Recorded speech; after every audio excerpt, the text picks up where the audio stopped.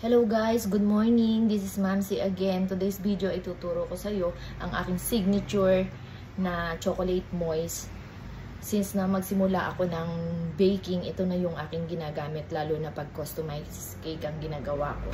So start na po tayo. 2.5 cup ng all-purpose flour, 2.5 cup ng white sugar, 1.5 cup ng cocoa. Ito nga pala yung ginagamit ko. Masarap siya. Made from Netherlands. 2 teaspoon ng baking soda, 1 teaspoon ng salt, 2 teaspoon ng baking powder. For the liquid ingredients, andito na tayo.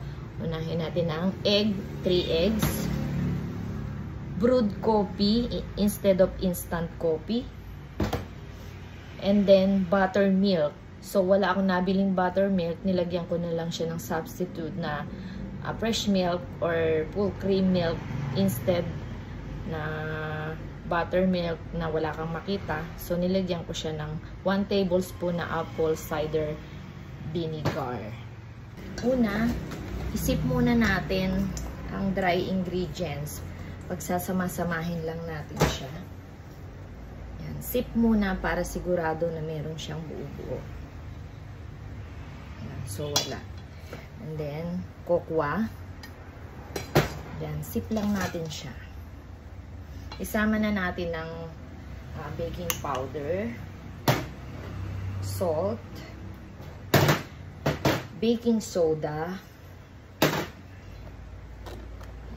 Isip natin. Lagi nating isip ang ating dry ingredients para lahat ng mga buo-buo na at saka maganda yung kakalabasan ng ating chocolate moist. Pino siya. So, yan. Let's start. Sip natin. Ilagay na natin ang sugar. Isama na natin ang sugar dito. Yan. Lahat ng mga dry ingredients, pagsamasamahin nyo na. And then sip. Okay? Yan.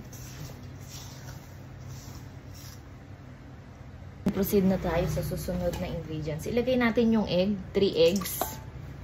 And then mix.